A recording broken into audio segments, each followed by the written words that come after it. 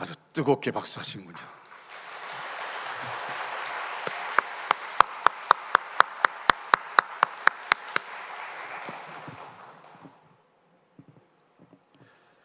저 악기를 좀 제가 배우고 싶은데 언제 배우게 될지 모르겠습니다.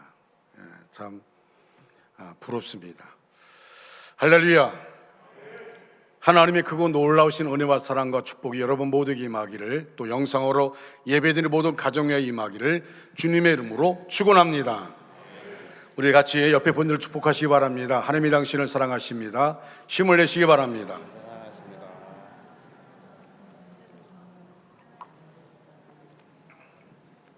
축복송 부르겠습니다. 우리 옆에 분들 보시면서 코로나19 가운데 많이 힘든데 축복해 주시기 바랍니다. 하나님의 평강이 당신의 삶에 넘쳐나기를, 당신의 삶에 넘쳐나기를, 평화 하나님의 평강이 당신의 삶에 가득하기를 축복합니다. 은혜 하나님의 은혜가 나의 삶 속에 넘쳐나기를, 소망 하나님의 소망이 나의 삶 속에 가득하기를 축복합니다. 아멘. 해밍웨이는 참 좋은 그리스도인 가정의 출신입니다. 그의 할아버지는 세계적인 부흥사였던 무디 선생과 아주 가까웠고, 그의 아버지는 의사 선교사가 되겠다는 꿈을 일생 동안 버리지 못한 경건한 사람이었습니다. 그리고 그의 어머니는 엄격한 신앙인으로 자녀들에게 신앙 교육을 철저하게 시켰습니다. 해밍웨이는 주일학교 때 성가대 가운을 입고 노래를 부르는 똑똑한 소년이었습니다. 그러나 나중에 어른이 되어서 청년기부터 그는 점점 신앙에서 이탈하기 시작했고 제멋대로 사는 사람으로 바뀌었습니다. 그가 위대한 문학가로서의 세상 역사에 큰 그 이름을 남을지 모르지만 하늘나라 역사에는 아무것도 남길 만한 것이 없을 만큼 타락했습니다. 어머니가 자주 타이르고 경고했으나 듣지 않으니까 한 번은 생일 케이크를 보내면서 거기에 해밍웨이 아버지가 사용하던 권총을 같이 넣어서 보냈습니다. 신앙생활을 그런 식으로 하느니 죽는 것만 못하다는 암시를 주기 위해서였습니다. 한 번은 어머니가 너무 화를 내니까 해밍웨이가 이런 편지를 냈습니다. 어머니, 나는 예수도 믿고 하나님도 믿어요. 그러니 남부럽게 이 편지 남에게 보이지 말고 그리고 제발 이런 나에게 말씀하지 강요하지 마세요. 해밍웨이의 경우에는 이미 그는 블레셋 나라에 들어간 것처럼 탈선하는 생활이었습니다. 정말 성공의 아이콘이었습니다. 많은 사람이 부러워하는, 여러분 해밍웨이가 쓴 책들이 얼마나 놀랍습니까? 그런 해밍웨이가 자신의 삶을 뒤돌아보면서 그가 결국은 잘못된 길을 선택하게 됩니다. 자신의 몸을 엽총으로 쏴 자살했습니다. 엽총에 총구를 자기 입에 놓고 방아쇠를 당긴 겁니다. 완전히 머리가 다 흩어진 그런 비참하게 죽고 맙니다. 그 유서에는 다음 같은 글이 적혀 있었습니다. 나는 방전된 건전지와 같은 존재다. 전원을 찾지 못한 고장난 코드다. 인생의 공허와 고독을 달랠 길이 없구나.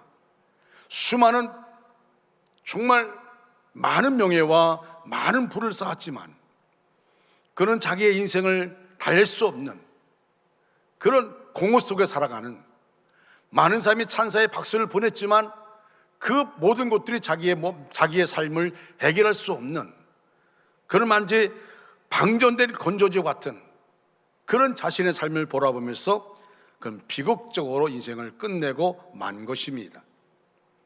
세상의 것을 좋아하면 그것으로 인해 반드시 비극을 겪습니다. 돈을 사랑하면 돈으로, 술을 좋아하면 술로 시련을 겪습니다. 우리 주변에는 세상의 목과 재미, 쾌락과 그런 아름다움만을 추구하다가 그 끝을 너무나 허무하게 맞이하는 사람들 참 많습니다. 여러분, 신앙인도 위기가 있습니다. 신앙인도 아픔이 있습니다. 예수를 믿음에도 불구하고 아픔과 위기가 있습니다. 제가 아는 어느 분은 서울대 법대를 나왔습니다. 근데 그는 건축을 하면서 IMF 위기를 만났습니다. 그렇게 사장님하고 따르던 일꾼들이 이제는 돈을 안 준다고 멱살을 잡고 심한 말을 욕을 합니다. 10원, 20원, 30원, 40원, 70원, 정말 들을 수 없는 욕들을 그렇게 입에 얼굴 대고 퍼붓습니다. 그런 소리를 들으면서 너무 힘드니까 그가 저녁마다 이렇게 기도한다고 합니다. 하나님, 저에게 내일이 없게 하여 주옵소서. 예수를 안 믿었으면 자살할 텐데 예수를 믿기 때문에 자살할 수는 없고, 하나님, 저에게 내일이 없게 달라고. 왜? 내일 되면 또 그런 곤욕을 치러야 되니까, 그 어려움을 겪어야 되니까. 그래서 감당할 수 없는 상황이 자꾸 놓여지니까 나에게 내일이 없게 달라고 외쳤습니다. 그러나 그는 인생을 자살로 끝내지는 않았습니다. 하나님께 더 철저하게 무릎 꿇고 눈물로 기도했습니다. 저도 그 집사님을 끌어안고 같이 눈물 흘리며 기도했던 순간들이 많습니다. 그런 그가 지금은 정말 좋은 모습으로 생활하고 있습니다.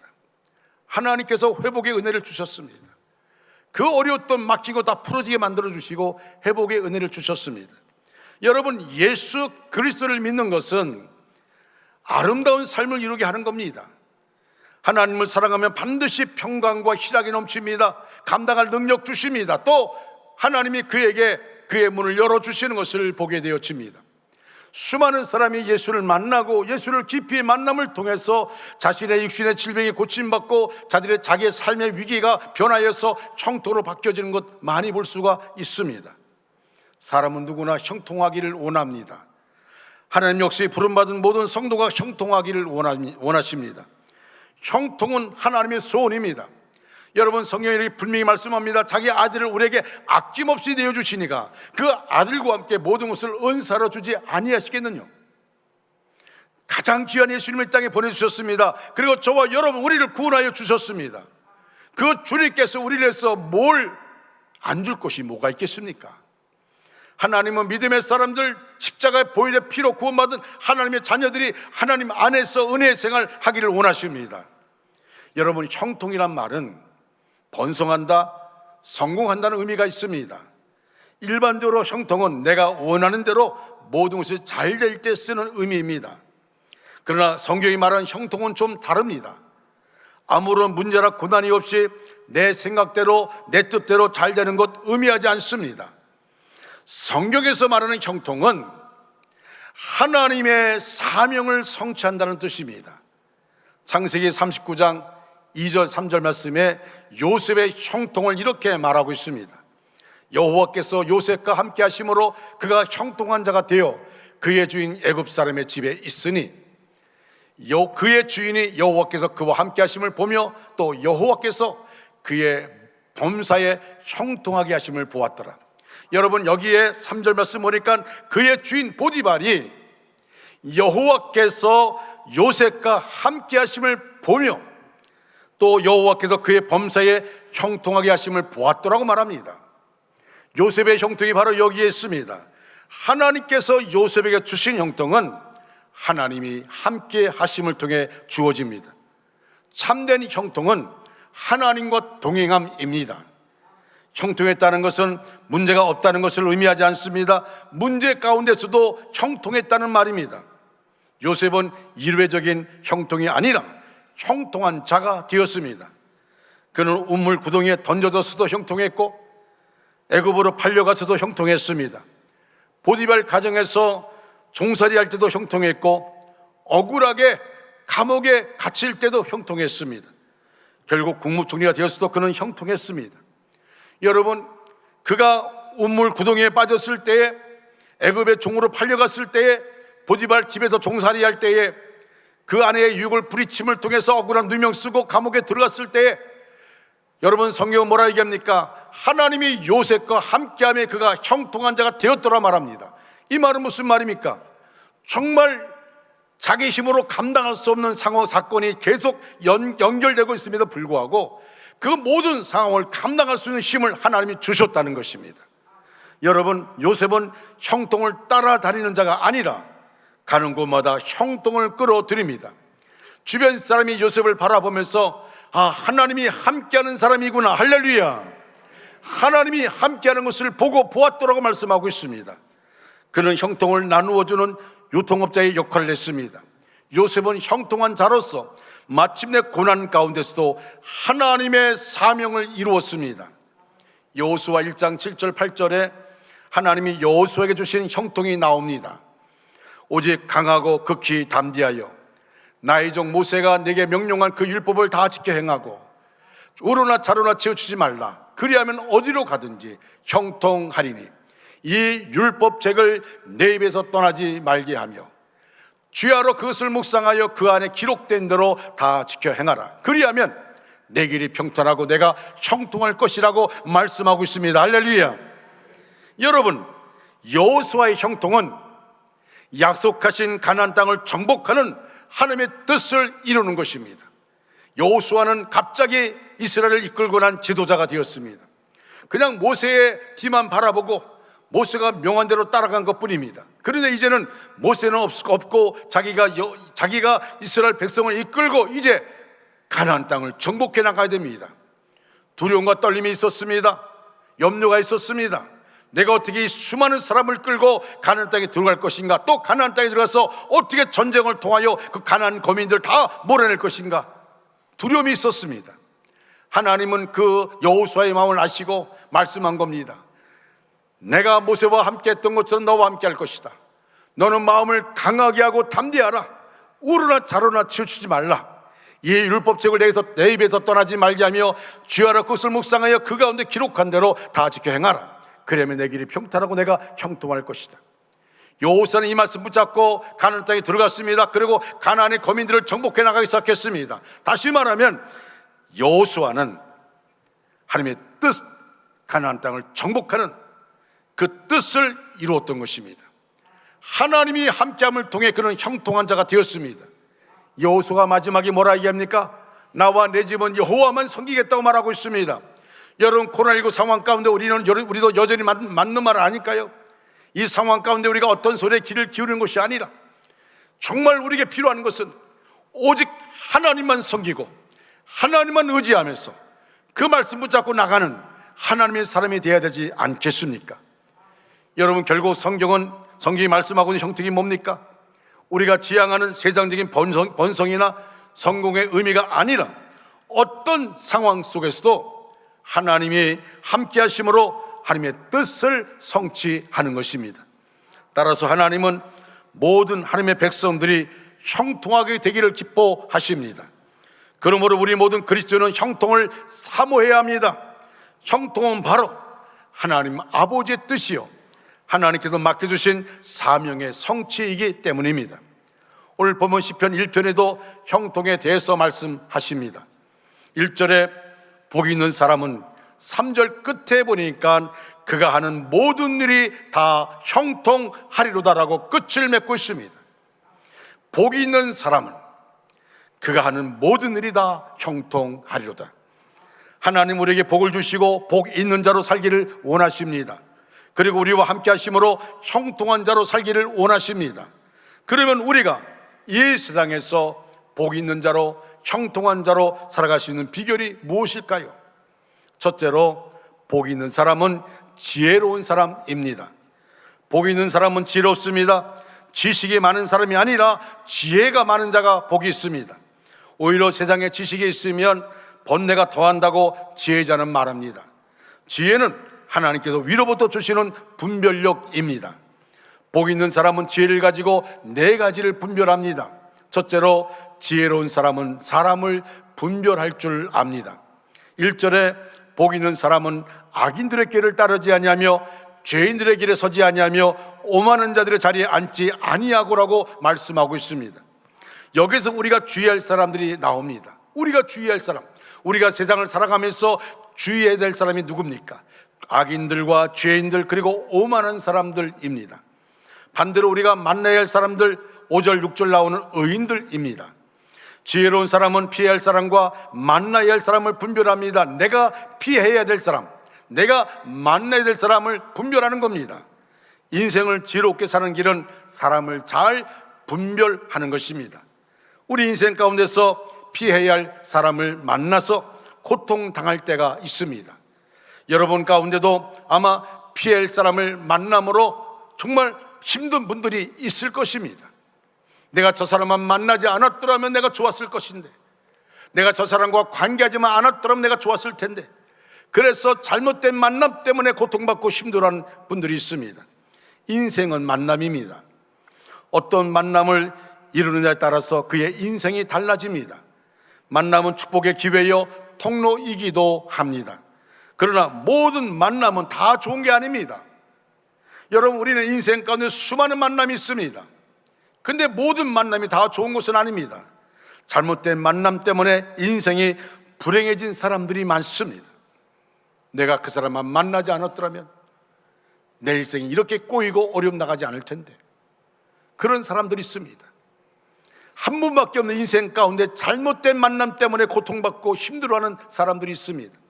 그러므로 우리는 만남을 잘 분별해야 합니다. 피해야 할 사람을 피하고 함께 교제해야 할 사람과는 좋은 관계를 맺어야 합니다. 복 있는 사람은 곧 지혜로운 사람이요 지혜로운 사람은 곧 만남을 잘 분별하는 사람입니다. 두 번째로, 지혜로운 사람은 하나님의 지혜와 세상의 꾀를 분별합니다.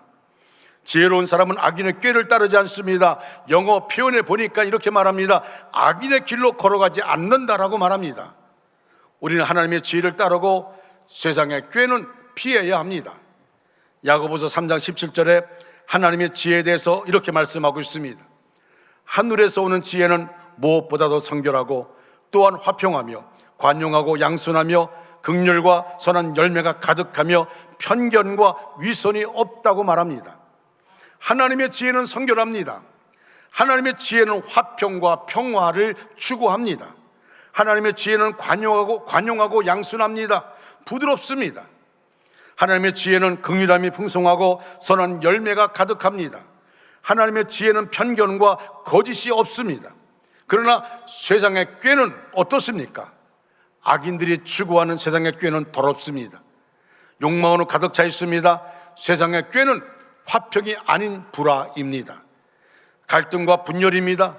편가르기입니다. 세상의 꾀는 부자비하고 폭력적입니다. 세상의 꾀는 사랑이 없고 악한 열매가 가득합니다. 세상의 꾀는 편견으로 가득 차 있고 거짓이 난무합니다. 결국 세상의 꾀를 따르는 자는 마귀에게 끌려다니는 것입니다. 우리는 그렇지 않다고 말하지만 세상의 꾀는 마귀가 그 세상의 꾀를 통해서 수많은 사람을 끌고 가는 것입니다. 그 끌고 가는 절정의 순간이 어디입니까? 지옥입니다. 수많은 사람들이 이 악한 마귀의 그 악한 꾀에 속아서 끌려가다가 지옥에 떨어지는 것입니다. 사랑하는 여러분, 지금 내 삶이 하나님의 지혜로 채워지고 있습니까? 아니면 악한 세상의 꾀로 채워지고 있습니까? 예수를 믿는다고 말함에도 불구하고 우리 마음 가운데 원치 않게 악한 꾀가 나를 지배할 때가 있다는 것 아십니까? 여러분, 사도 바울도 말하기를 내가 선을 행하길 원하는데 원치 않는 악을 행한다고 말하면서 오라 나는 곤고한 사람이로다 누가 나를 이 사망의 몸에서 나를 건져낼 것인가? 여러분, 사도 바울의 고백이 뭡니까? 이건 내가 아니라 내 속에 거하는 죄라고 말합니다. 여러분, 그렇습니다. 악한 사탄 마귀는 멀리 있는 것이 아닙니다. 가까이 있습니다. 이 사탄 마귀가 나로 하여금 악한 꾀를 따라 가기를 원하고 있는 것입니다. 그리고 우리를 끌고 지옥에 들어가기를 원하는 것입니다. 사랑하는 여러분, 우리는 무엇을 따라가고 있습니까? 무엇으로 채워지고 있습니까? 하나님의 지혜로 채워지고 있습니까? 악한 꾀로 채워지고 있습니까? 내 삶의 열매를 점검함으로 위로부터 난 하나님의 지혜로 채워지기를 주님의 이름으로 축원합니다. 세 번째로, 지혜로운 자는 걸어가야 할 길을 분별합니다. 세상에는 두 갈래 길이 있습니다. 죄인의 길과 의인의 길입니다. 죄인의 길은 우리가 피해야 할 길이고, 의인의 길은 우리가 따라가야 할 길입니다. 의인의 길은 여호와께서 인정하시지만 악인의 길은 망한다고 6절에 말씀하고 있습니다. 여러분, 우리는 의인의 길을 따라가야 됩니다. 의인의 길이 어떤 길입니까? 마태복음 7장 13절 14절에서 예수님이 하신 말씀입니다. 좁은 문으로 들어가라. 멸망으로 인도하는 문은 크고 그 길이 넓어 그리로 들어가는 자가 많고, 생명으로 인도하는 문은 좁고 길이 협착하여 찾는 자가 적음이라 말씀하고 있습니다. 의인의 길은 좁은 길입니다. 악인의 길은 넓은 길입니다. 의인의 길은 철저하게 자신을 부인하며 주님과 동행하는 십자가의 길입니다. 악인의 길은 자신의 야망을 따라 걸어가는 멸망의 길입니다. 지금 여러분은 어떤 길을 선택하며 걸어가고 있습니까? 잠언 4장 18절 19절에 이렇게 말씀하고 있습니다. 의인의 길은 돋는 햇살 같아서 크게 빛나 한낮의 광명에 이르거니와, 악인의 길은 어둠 같아서 그가 걸려 넘어져도 그것이 무엇인지 깨닫지 못하느니라 말씀합니다. 악인의 길은 어둠의 길이요, 걸려 넘어지는 길입니다. 그리고 무엇이 자기를 넘어지게 하는지조차도 모르는 그런 길입니다. 지금 내가 가는 이 길이 자기를 넘어지는 조차 모르고 가는 길입니다. 그러나 의인의 길은 아침 해가 솟아오르듯 소망이 있고 찬란한 길입니다. 하나님이 함께 하시는 영광의 길입니다. 의인의 길을 날마다 걸어가셔서 아침 해가 돋는 것처럼 희망찬 삶이 되어지는 저와 여러분 되시기를 주님의 이름으로 축원합니다. 네 번째로, 지혜로운 자는 서야 할 자리와 앉아야 할 자리를 분별합니다. 지혜로운 자는 죄인의 길에 서지 않고 오만한 자의 자리에 앉지 않습니다. 지혜로운 자는 서야 할 자리와 앉아야 할 자리를 분별할 줄 압니다. 겸손은 자기의 위치를 잘 분별해서 지키는 것입니다. 반대로 교만한 자, 오만한 자는 자기의 위치를 분별하지 못합니다. 사탄은 바로 타락한 천사입니다. 하나님을 돕는 천사였던 루시퍼가 하나님의 자리를 탐내다가 하늘에서 쫓겨났습니다. 정말 지혜로운 사람은 서야 할 자리, 내가 서야 할 자리, 그리고 앉아야 될 자리를 바르게 분별합니다. 지금도 얼마나 많은 사람이 자기에게 어울리지 않는 자리에 앉아서 멸망의 길, 심판의 길로 가고 있는지 모릅니다. 내가 서 있는 좌표를 다시 한번 점검해 보십시오. 내가 잘못된 위치에 서 있다면 빨리 돌이키십시오. 내가 앉아있는 자리의 좌표를 다시 한번 점검해 보십시오. 내가 앉지 말아야 할 곳에 있다면 빨리 일어서십시오. 그것이 바로 지혜로운 자요 복 있는 자의 모습인 줄로 믿습니다. 여러분 모두 지혜로운 자가 되어서 복 있는 삶을 사시기를 주님의 이름으로 축원합니다. 두 번째로, 복 있는 사람은 하나님 말씀을 주야로 묵상하는 사람입니다. 2절 말씀에 오직 여호와의 율법을 즐거워하며 그의 율법을 주야로 묵상한다고 말씀하고 있습니다. 오직 여호와의 율법을 즐거워한다는 것은 하나님의 말씀을 사랑한다는 뜻입니다. 사랑은 곧 관심입니다. 그러므로 이 말은 하나님 말씀에 항상 관심이 있다는 의미입니다. 그리고 말씀을 사랑한다는 것은 말씀을 존귀하게 여긴다는 뜻입니다. 하나님의 말씀을 존귀하게 여기는 것은 곧 하나님을 경외하는 태도입니다. 결국 하나님 말씀을 경외하는 태도는 하나님을 경외하는 것을 의미합니다. 여러분, 말씀이 즐겁습니까? 딱딱하고 지루하지 않습니까? 세상에 즐거운 일이 얼마나 많습니까? 오락 사업이 상상을 초월할 정도로 발달한 사회입니다. 쾌락을 자극하며 유혹하는 것들이 너무 많습니다. 그런데 여러분들은 이 시간 이곳에 나와서 하나님께 예배를 드리고 있습니다. 영상으로 예배 드리고 있습니다. 하나님 말씀을 들으러 나왔습니다. 여러분, 복이 있는 사람입니다. 여러분이 이 시간에 정말 모든 상황들, 코로나19 상황 가운데도 이 시간 주 앞에 나와서 이 자리에서 우리가 하나님께 예배를 영광 돌리고 말씀을 삼하는 시간 갖는 것, 정말 여러분 복 있는 사람입니다. 어떤 사람은요, 성경 말씀을 읽으면 졸려서 못 견딘다고 말합니다. 어느 권사님이 새로 교회 등록한 신자에게, 그 신자가 권사님 저는요 왜 이렇게 잠이 안 오는지 모르겠어요. 밤을 꼬박 새울 때가 한두 번이 아닙니다. 그들이 권사님이 이렇게 말씀하셨어요. 걱정하지 마. 성경 읽으면 돼. 나는 성경책을 펼치면 금방 잠이 와. 성경책을 펼치면 금방 잠이 온다는 거예요.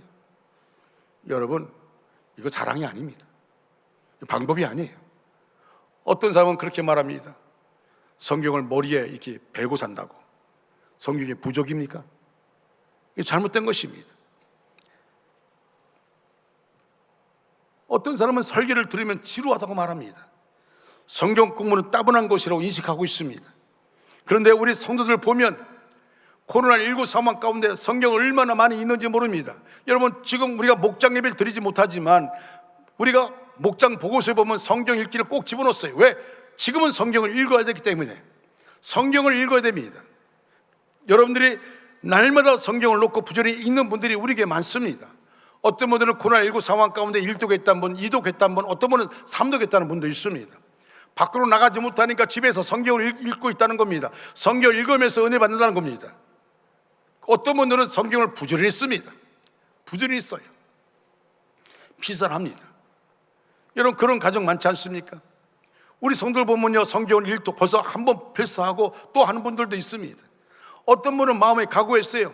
그래서 가족 수대로 자기가 성경을 필사해서 그 성경을 물려주겠다고 그렇게 말합니다. 저도 한 권 물려받은 사람입니다. 내 안에 또 성경을 쓰고 있습니다. 근데 아들이 둘입니다. 그런데 성경을 쓰면서 이 손목에 힘이 없어가지고 이렇게 그릇을 들다가도 막 그릇이 빠져서 깨지는 거예요. 근데 손목에 힘이 들어왔고 이제 그릇을 들어도 빠지지 않는다고 그렇게 말합니다. 계속 쓰다 보니까 손목에 힘이 들어왔다는 겁니다. 여러분, 우리가 하나님의 은혜라는 것이 정말 중요한 겁니다. 말씀을 열심히 읽는 것, 말씀을 열심히 필사하는 것, 이것이 뭔가 말씀 가운데 있겠다는 겁니다. 여러분, 말씀이 즐겁습니다. 그러니까 말씀 가까이 하는 겁니다. 그래서 설교를 듣고 집에 가서 동영상을 또 보는 분이 있습니다. 어떤 분은 그렇게 말하면, 목사님 제가 2부 예배 설교를 들었는데요, 그런데 집에 가서 동영상 보니까 또 설교가 다르다고. 물론 그럴 수 있어요. 오늘도 마찬가지입니다. 2부 예배 설교와 3부 예배 설교에 다른 부분들이 있습니다. 그래서 3부 예배 설교를 들으면서 또 다른 내용들을 보면서 은혜 받고 있다고 말합니다. 왜 그렇게 설교를 열심히 듣습니까? 왜 그렇게 성경을 열심히 읽습니까? 즐겁기 때문입니다. 말씀이 깨달아지고 그 말씀을 통해 주님을 더 깊이 알고 교제하는 즐거움이 있기 때문에 듣고 읽고 묵상하는 것입니다. 찰스 1세의 폭정으로 고통받고 있던 영국을 구한 크로멜 장군. 크로멜은 언제나 자기의 어머니가 하신 말씀을 마음속에 깊이 새겼답니다. 하나님의 편에서 일하는 사람이 되어야 하고, 기도하는 일과 성경을 읽는 것을 등한히 게을리하지 말라. 어머니가 크로멜에게 어릴 때부터 너는 하나님의 편에서 일하는 사람 되라. 그리고 기도하는 일과 성경 읽는 일을 게을리하지 말라. 어머니의 말씀을 들으면서, 그리고 그 어머니가 크로멜에게 이렇게 말했습니다. 전쟁터에 나가는 크로멜에게 이렇게 말했습니다. 기도하고 성경 읽는 것을 등한히 하지 말라. 어디 가든지 성경책을 포켓에 넣어두어라. 전쟁터에서도 성경을 펼치고 읽어라. 그래서 전쟁터에 나갈 때도 그는 늘 기도하고 조그만 포켓 성경을 포켓에 넣어둬서, 그리고 시간 날 때마다 그 성경을 읽는다는 것입니다. 그런데 어느 날 전쟁이 한참 지금 막 심각하게 펼쳐지고 있는데, 그가 말을 타고 전쟁에 나갔다가 갑자기 총알이 날라와서 그 총알이 가슴을 쳤어요. 말에서 떨어졌습니다. 이제 난 죽는구나. 그리고는 놀래서 놀란 보좌관에게 이렇게 말합니다. 이제 난 죽네, 잘 있게 라고 말하고 했는데 시간이 지나도 죽지는 않는 겁니다. 아프질 않습니다. 가슴에 피가 터져야 할 텐데 피가 터지지 않는 겁니다. 하도 이상해서 가슴을 만져보니까 포켓 성경에 총알이 꽂혔어요. 이게 중간쯤 꽂혀서 더 이상 들어가지 않았어요. 그래서 살아날 수가 있게 되었습니다. 여러분, 실제로 일어난 일이겠지만 저는 이 말씀을, 이 예화를 보면서 느낀 게 뭐냐면, 영적으로도 말씀이 우리에게 총탄을 막아주는 방패가 된다는 것을 믿으시기 바랍니다. 우리는 지금 수많은 총탄이 우리에게 날아오고 있어요.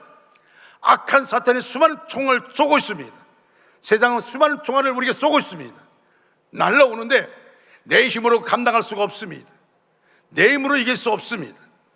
말씀과 함께 의지하던 그는 마침내 전쟁에 승리하여서 그가 정말 위대한 일을 이룬 것처럼 지금도 마찬가지입니다. 수많은 총알이 날아온다 할지라도 내가 말씀으로 무장하고 하나님을 의지하고 하나님을 의뢰하면 하나님이 나를 그 총알에서 우리의 방패가 되어주시고 우리를 보호하여 주실 줄로 믿습니다. 여호와는 나의 방패라고 했습니다. 막아주실 줄로 믿습니다. 여러분들 말씀을 가까이 하시기를 바랍니다. 영국의 존 웨슬리 목사님은 모든 축복 중 제일은 하나님과 함께하는 축복이다, 그렇게 말했습니다. 하나님이 같이 계신 것이 제일 큰 축복입니다. 하나님이 함께 하시면 하나님이 가만 계시는 하나님이 아니십니다. 하나님은 좋은 하나님이신 겁니다. 하나님과 같이 있는 것이 제일 큰 축복입니다. 그러므로 말씀을 밤낮 읽고 묵상하는 것, 내가 말씀을 정말 묵상하면서 말씀 가운데 하나님의 뜻이 뭔가를 깨달아 아는 것, 이것이 중요합니다. 아까 말한 여호수아 1장 8절에 이 율법책을 내 입에서 떠나지 말게 하며 주의 여러 것을 묵상하여 그 안에 기록된 대로 다 지켜 행하라. 그리하면 내 길이 평탄하고 내가 형통할 것이라 말씀했습니다. 하나님의 말씀과 형통은 같이 따릅니다. 하나님의 말씀은 말씀이고 우리의 삶은 형통은 형통이고 그런 거 아닙니다. 말씀 따로 형통 따로가 아닙니다. 말씀과 형통은 같이 가는 것입니다. 여러분, 요한계시록 1장 3절에 이 예언의 말씀을 읽는 자와 듣는 자와 그 가운데 기록하는 것을 지키는 자가 복이 있다라고 말합니다. 하나님 말씀에는 복이 함께 따르고 형통이 함께 따릅니다. 이런 말씀을 통한 형통이 저와 여러분에게 충만하게 임하기를 주님의 이름으로 축원합니다. 세 번째로, 복이 있는 사람은 열매를 맺는 사람입니다. 3절에 그는 시냇가에 심은 나무가 철을 따라 열매를 맺으며 그 잎사귀가 마르지 아니함 같으니 그가 하는 모든 일마다 형통하리라 말씀하고 있습니다. 하나님 말씀을 품고 사는 사람, 철을 따라 풍성한 열매를 맺습니다. 그가 하는 모든 일이 형통하게 됩니다. 예레미야 7장 17장 7절 8절에 이렇게 말씀하고 있습니다. 그러나 무릇 여호와를 의지하며 여호와를 의뢰하는 그 사람은 복을 받을 것이라. 그는 물가에 심어진 나무가 그 뿌리를 강변에 뻗치고 더위가 올지라도 두려워하지 아니하며 그 입이 청청하며 가무는 해에도 걱정이 없고 결실이 그치지 아니함 같으리라 말씀하고 있습니다. 하나님의 말씀을 붙잡고 의지하는 자는 어떤 상황에도 두려워하지 않습니다. 하나님 말씀의 뿌리를 깊이 내린 사람, 어떤 환경에도 요동하지 않습니다. 하나님 말씀을 주야로 묵상하는 자는 가뭄에도 걱정하지 않고 결실이 풍성하게 됩니다. 물된 동산의 축복을 누리게 됩니다. 복 있는 사람은 자기의 경험이나 지식 위에 인생의 기초를 세우지 않습니다. 복 있는 사람은 하나님 말씀을 기준으로 삼고 그 말씀 따라 사는 자입니다. 이런 사람은 어떠한 인생의 풍파와 어려움 앞에서도 무너지지 않으며 견고하게 자신의 사명을 감당합니다. 이 세상에서 누가 진정으로 복 있는 삶, 형통한 자의 삶을 살 수 있습니까? 우리의 진리에 되시는 예수님의 깊이 뿌리를 내린 자입니다. 골로새서 2장 6절 7절에 그러므로 너희가 그리스도 예수를 주로 받았으니 그 안에서 행하되 그 안에 뿌리를 박으며 세움을 받아 교훈을 받은 대로 믿음에 굳게 서서 감사함을 넘치게 하라고 말씀합니다. 예수님은 말씀이 육신되어 성육신 하신 분입니다.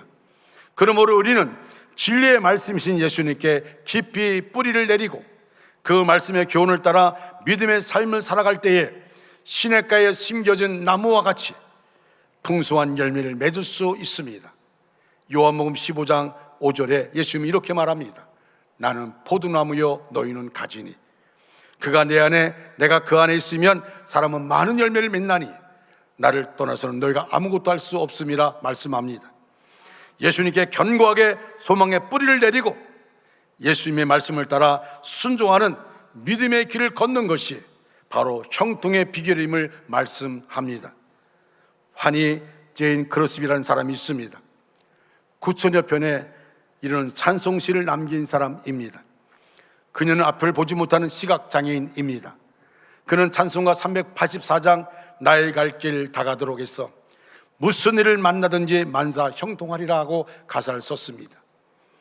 앞을 볼 수 없는 고통 가운데 있는 그녀가 무엇이 좋아서 만사 형통하다고 고백할 수 있을까요? 그녀는 믿음의 눈을 떠서 주님을 볼 수 있기 때문입니다. 사람들이 말했습니다. 눈뜨기를 원하지 않습니까? 지금 이 땅을 살면서 눈뜨기를 원하지 않습니까? 라고 말했더니 크로스비 여사는 이렇게 말했습니다. 아닙니다. 나는 눈뜨기를 원하지 않습니다. 내가 천국 가면 내 눈이 떠질 텐데 내가 천국 가서 제일 먼저 보는 분이 예수님이길 바랍니다. 예수님을 제일 먼저 보기를 원합니다. 여러분, 이미 그 안에 예수님으로 충만한 사람입니다. 여러분, 그가 9천여 편의 찬송가, 그 찬송 가운데 23편이 지금 우리가 같이 부르는 찬송가에 있습니다. 오직 늘 은혜 안에 있고 말씀 가운데 있고 늘 주님을 묵상하며 그 안에 은혜 받은 대로 찬송가 가사를 써갑니다. 환경이나 조건이 문제가 아닙니다. 때로는 내 생각 내 뜻대로 이루어지지 않아도 괜찮습니다. 주님과 함께라면, 내가 지금 진리의 말씀을 따르고 있다면 그 고통의 과정이 형통이요 마침내 하나님께 영광 돌리는 형통의 역사가 나타날 줄 믿습니다. 사랑하는 여러분, 우리는 코로나19라는 어려운 시대를 통과하고 있습니다. 모두 힘들어하고 있습니다. 이렇게 힘들 때는 사람이 원망스럽기도 합니다. 여러분, 지금은요, 가정에 식구들이 모여서 있다 보니까 서로 원망하고 불평하고 서로 남 탓하는 그런 모습들이 가정 안에 많이 있습니다. 세상을 미워하며 불평하기 쉽습니다. 쉽게 짜증내며 불특정 다수에게 화를 내며 감정을 폭발하고 싶기도 합니다. 자포자기하며 고귀한 인생을 쉽게 내던지고 싶은 유혹에 강하기도 할 것입니다. 그러나 그 배후에는 우리가 멸망당하는 것을 기대하는 사탄의 역사가 숨어 있습니다. 여러분, 지금 사탄은 얼마나 강하게 역사하는지 모릅니다. 정말 교묘하게 역사합니다. 어떨 때는 광명의 천사처럼 역사할 때가 있습니다. 그 역사 가운데 수많은 사람이 넘어지고 쓰러집니다. 형통의 비결은 하나님의 지혜를 얻는 것이요 말씀을 즐거워하며 묵상하는 것이요 때를 따라 열매 맺는 삶을 사는 것입니다. 하나님은 일회용 형통이 아닌 형통한 자로 사는 삶을 원하십니다. 날마다 진리의 말씀이신 예수님 안에 뿌리를 내리십시오. 주님과 동행하고 주님의 뜻을 준행하십시오. 우리 주님께서 여러분이 어디로 가든지 무엇을 하든지 형통하게 하시는 은혜가 임할 줄로 믿습니다. 우리 상황 가운데 감당할 수 없는 상황들, 세상은 그 상황 때문에 쓰러진다 할지라도 우리는 감당할 힘을 주님이 우리에게 주실 줄로 믿습니다. 하나님이 형통하게 하시며 라고 말합니다. 여러분 삶 가운데 이 형통의 역사가 늘 있기를 주님의 이름으로 축원합니다. 어떤 상황도 감당하면서 하나님께 영광 돌리는 우리 모두가 되어지기를 간절히 소원합니다. 성도 여러분, 주님 말씀하시면 우리가 가는 겁니다. 주님이 멈춰서라면 우리는 멈춰서는 것입니다. 내 감정이 아닙니다. 내 상황이 아닙니다. 주님이 하신 대로 우리는 순종하면 됩니다. 같이 한번 찬양할까요? 주님 말씀하시면 내가 나아가리다.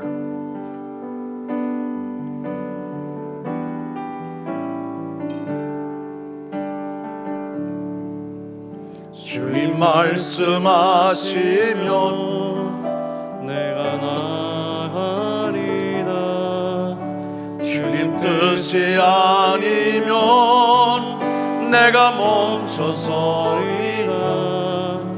나의 가고 서는 건 주님 뜻에 있으니 오 주님 나를 이끄소서. 주님 말씀하시면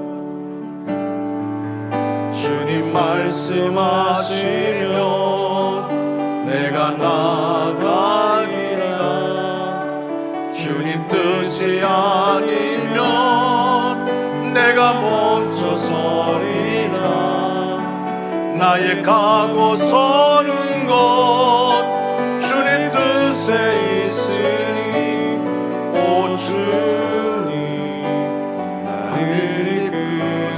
하소서. 뜻하신 그곳에 뜻하신 그곳에 나 있기 원합니다.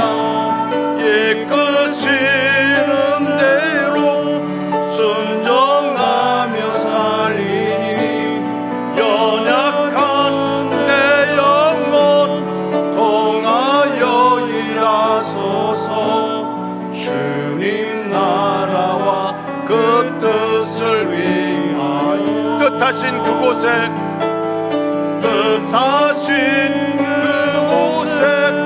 나 있기 원합니다. 이끄시는 대로 순종하며 살리니 연약한 내 영혼 통하여 일하소서. 주님 나라와 그 뜻을 위하여 오 주님 나를 이끄소서. 오 주님 나를 이끄소서. 그렇습니다. 주님 말씀하시면 내가 나가겠습니다. 주님 뜻이 아니면 내가 멈춰서겠습니다.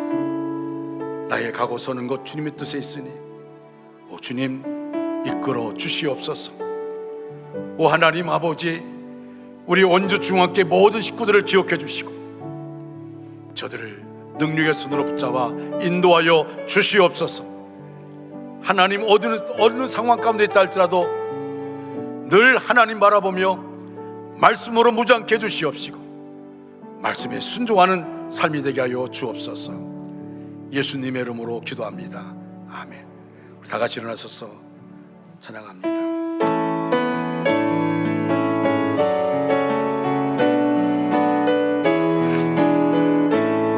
살아계신 주, 살아계신 주, 나의 참된 소망, 걱정 근심 전혀 없네.